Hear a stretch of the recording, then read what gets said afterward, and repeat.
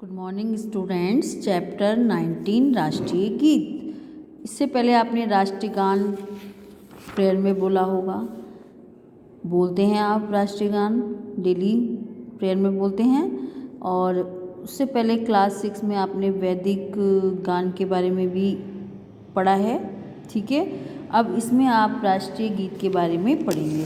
तो ये राष्ट्रीय गीत जो है वो किसने लिखा है, सबसे पहले हमारे पास ये आता है कि ये किसने लिखा है। बंकिम चंद्र चटर्जी ने लिखा है। और कब लिखा था? 7 नवंबर 1876 में लिखा था।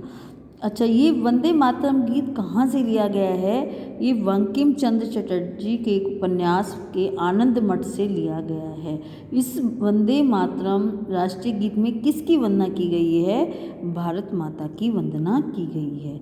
अब हमारी भारत माता कैसी है, इसके लिए अनेक विशेषण प्रयोग किए गए हैं, लेकिन उससे पहले हमें ये पता होना चाहिए कब लिखा गया था।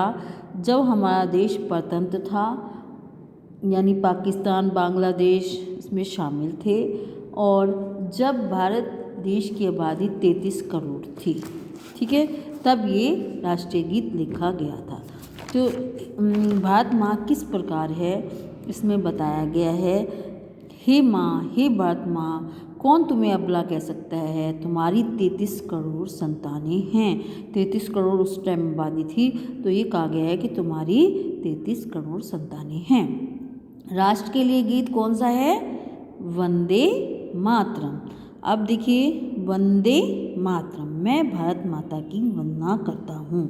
सुजलाम सुफलाम मलयज शीतलाम, ये भारत माता को अनेक विशेषण से का प्रयोग भारत माता के लिए किया गया है। सुजलाम, सुंदर जल वाली, सुफलाम, सुंदर फलों वाली, मलयज शीतलाम, चंदन से शीतल, शस्य श्यामलाम मातरम, खेती से हरी भरी मातृभूमि, ठीक है।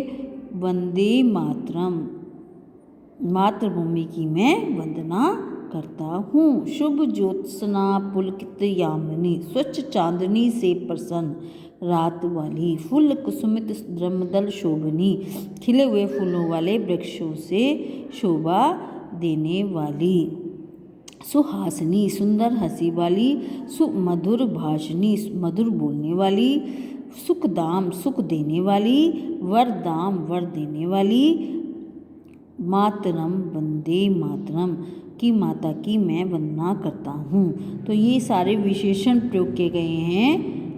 सुजलाम, सुफलाम, मलयज शीतलाम, शस्य श्यामलाम मातरम, शुभ ज्योत्सना पुलकित यामिनी, फुल कुसुमित द्रमदल शोभनी, सुहासिनी, सुमधुर भाषिनी, सुखदाम, वरदाम, ये सारे क्या हैं? विशेषण हैं जो भारत माता के लिए प्रयोग किए गए हैं। नीचे क्या है? माता, भूमि, पुत्रो, अयम पृथ्वा। संस्कृत में ये आपका है, ऊपर भी संस्कृत में है, ये भी संस्कृत में है लाइन। और इसका हम क्या अर्थ बताएंगे? पृथ्वी हमारी माता है और हम उसके पुत्र हैं। तो आपसे ये पूछा जा सकता है कि कौन कौन से विशेषण प्रयोग किए गए हैं। संस्कृत में भी बता सकते हैं, हिंदी में भी बता सकते हैं, ठीक है। कहाँ से लिया गया है ये राष्ट्रीय गीत, किसने लिखा है? तो ये सारे क्वेश्चन आपके एक्स्ट्रा क्वेश्चन में बन जाते हैं, ठीक है। तो आपको ये पूरा राष्ट्रीय गीत लिखना है और इसका भावार्थ भी लिखना है, और ये भी लिखना है, ये लाइन जो दे रखी है नीचे, इसका अर्थ भी लिखना है, ठीक है। तो ये पूरा आपको नोट करना है।